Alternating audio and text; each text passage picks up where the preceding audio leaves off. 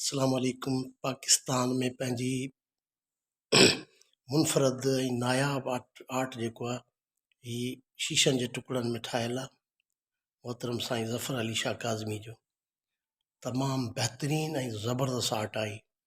हिन में साईं हिकिड़ो प्यालो ॾेखारियो आहे जेको मोहन जो दड़ो आहे, ऐं हीअ गुगी ॾेखारी वई आहे, ऐं हीअ चक ते माण्हू ॾेखारियो आहे। हीअ चक आहे हिन जो, जंहिं ते हीअ कमु पियो करे। हिन जूं अखियूं, नक ऐं टोपीअ ते अजरक, पंहिंजो पटके ते अजरक वग़ैरह बि ठहियल हुअसि, जेका वक़्त जे हिसाब सां हाणे मिटिजी वई आहे। तमामु बहितरीनु ऐं सुहिणो आर्ट शीशे जो ज़बरदस्त कमु थियल। साईं ज़फ़र अली शाह काज़मी डायरेक्टर सिंध म्यूज़ियम जेको हुयो उन जो कमु थियल आहे। हिते वरी साईं ज़फ़र काज़मी साहिबु जेको आहे सो आॾाणो ॾेखारियो आहे। हीअ माण्हू आॾाणे ते कमु करे रहियो आहे। हीअ बि शीशे में ठहियल ज़बरदस्त आर्ट आहे। हीअ हिकिड़ो माण्हू वेठो आहे जेको आॾाणे ते कमु पियो करे। शीशे जे मुख़्तलिफ़ रंगनि खे गॾु करे साईं हीअ कमु ठाहे ॾेखारियो आहे। तमामु मुनफ़रद आर्ट आहे। हीअ जेके आर्टिस्ट दोस्त हूंदा उहे सम्झंदा आहिनि कम खे। तमामु बहितरीनु कमु आहे, नायाबु कमु आहे, तमामु नायाबु कमु। वक़्त सां थोरो मध्यम थी वियो आहे। हलियो इंशाअल्लाह को सुठो आर्टिस्ट आयो त वरी उन खां इन जो नए सिरे थोरो कमु कराइबो, थोरियूं अखियूं वखियूं कपिड़नि जा रंग वग़ैरह भराइबा आहिनि।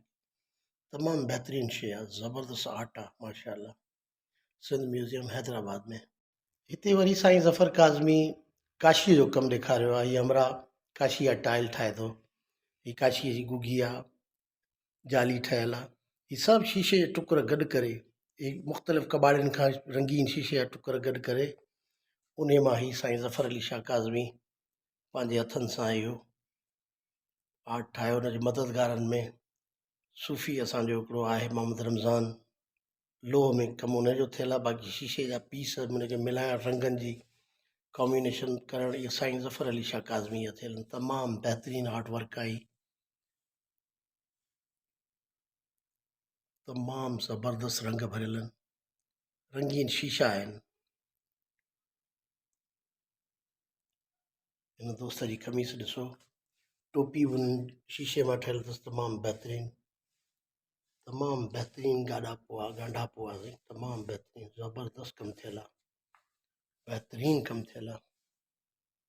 हिन में साईं ज़फ़र काज़मी साहिबु जेको आहे सो शीशे में वाढो ॾेखारियो आहे, जेको वाढो ही पाओ आहे खट जो, ऐं हीउ जंडीअ वारो वाढो जेको जंडीअ ते कमु करे रहियो आहे। तमामु बहितरीनु शीशे जे टुकड़नि में कमु थियल आहे, रंगीन कमु, तमामु नायाबु कमु आहे। हीउ कमु जेको आहे सो अंग्रेज़नि जे दौर में हुयो, ऐं हाणे सिंध में मुंहिंजे ख़्याल में त को आर्टिस्ट कोन थो अहिड़ो कमु करे। मोहतरम ज़फ़र काज़मीअ कयल कमु सिंध म्यूज़ियम हैदराबाद में तमामु बहितरीनु कमु थियल आहे। ॾिसो न कीअं न पावे जो जेको आहे सो रंग मुख़्तलिफ़ शीशे जे टुकड़नि मां ॻंढियो वियो आहे उनखे। तमामु बहितरीनु आर्ट वर्क आहे, तमामु बहितरीनु ज़बरदस्त कमु थियल आहे माशाअल्लाह, ज़बरदस्त। हीअ वरी जेके पाण छित में चौंका हणंदा आहियूं, इन्हनि जी हिकिड़ी दीवार ठाहियल आहे साईं ज़फ़र काज़मी, तमामु बहितरीनु ॻंढापो आहे।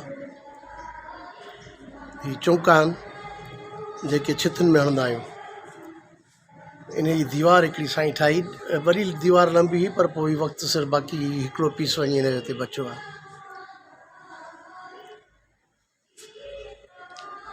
माशाअल्लाह ज़बरदस्त कमु आहे।